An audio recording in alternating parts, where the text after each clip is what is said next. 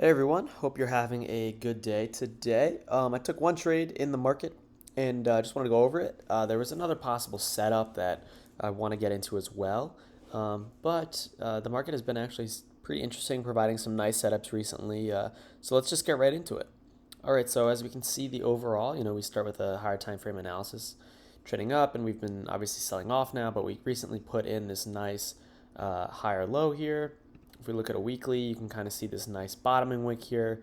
A little bit of an interesting wick over here, but definitely looking good towards the upside, going towards this weekly supply.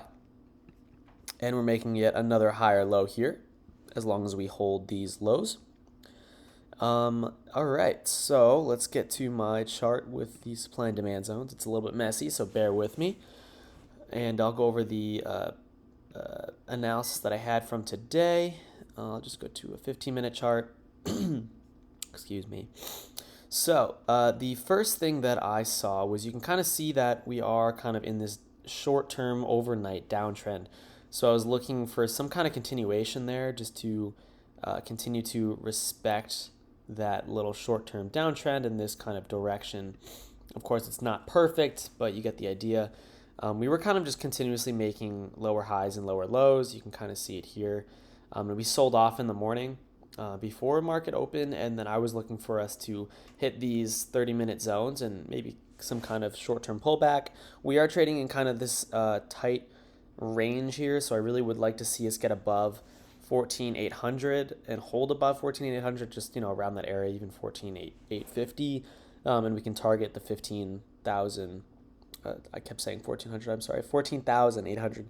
So we can target this 15,000 area of supply.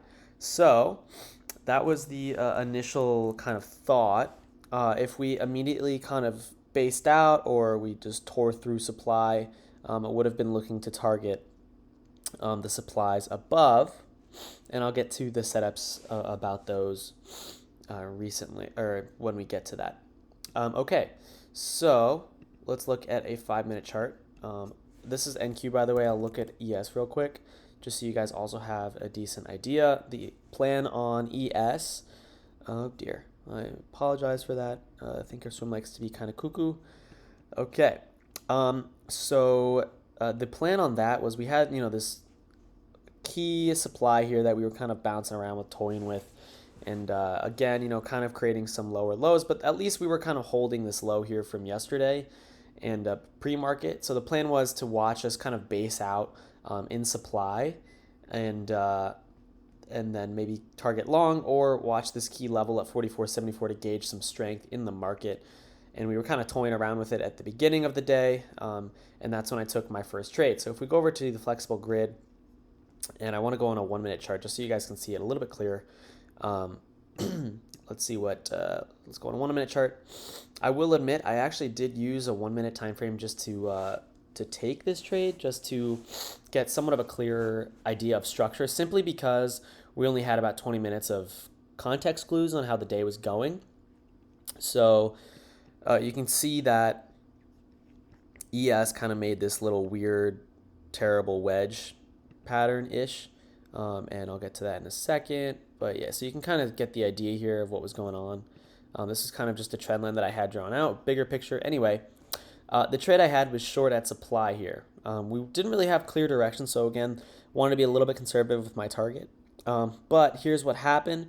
We came into supply. I was waiting for a reaction on a 5-minute, and we kind of immediately kind of came out of supply. But what I wanted to look for was a high or lower high in supply, and we came back up at 9:45, but immediately rejected. So I said, okay, I can't get short here simply because I missed it. It literally wicked this and came back down, and the risk to reward was just not in my favor. So I said, okay, if we come back, retrace, and make another higher low, or sorry, excuse me, lower high in supply, I would take it. And we did that perfectly off this little weird looking trend line thing. And as soon as we wicked here and came off, I said, all right, I'm going to take the trade. So I took the trade right around 14,564 area, 60 area, with a stop loss above high of day. So that was about, let's say, a 25-point stop loss for targeting low of day, which was 501. So about a 2.5 to 1. Not amazing RR, but definitely a decent trade. And it hit. The trade worked out beautifully. As you can see that we kind of, we hit our target here at low of day, and that was pretty nice. Honestly, really no reason to kind of stop out, but it just was my target. So if I was playing, many contracts, would have, scaled some here and then let some ride and maybe take some off the board here. But just kind of reference here, you can kind of see that we tap supply on ES, this 30-minute zone here, big 30, this stack supply here, kept making some higher lows, some lower highs. Wow, I can't speak today. And at 9:50 around that area, 9:47 exactly, we made another lower high, failed to break above. So that was another context clue. And we were kind of toying with this 44.74 area. There was kind of a tug of war. So a little bit lower probability, I guess, simply because there's confusion on the market direction. But I did have my plan in place, and I stuck to it, and that was all that mattered really. And I was willing to put some risk on the table, and that's how that happened. A couple more setups that I do want to just go over that I didn't take. People may have looked at this as kind of a place to get long. It's really tough to get long here simply because we have fresh 45-minute supply here.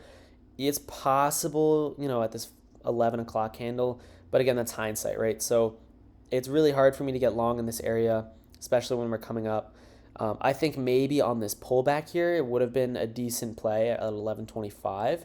We're kind of holding some buying pressure here, basing out in supply, which is a good sign, targeting this 45.10. So I think, if you took it at maybe 44.95 with a stop loss below 44.90, that would have been a good 3 to 1 risk reward trade. So that would have been another good trade, I think, in my opinion, simply because we have this nice buying pressure here, and we also have NQ to support it. Same with, in this area, I think I don't know if I would have gotten long here. I think, I would have gotten long on the retest of NQ simply because we're basing out on supply. And now you can also see that in ES, in this 45-minute, we're kind of zipping through it in the 45-minute supply. So this, I think, would have been a good place to get long for NQ, targeting this questionable 1 hour.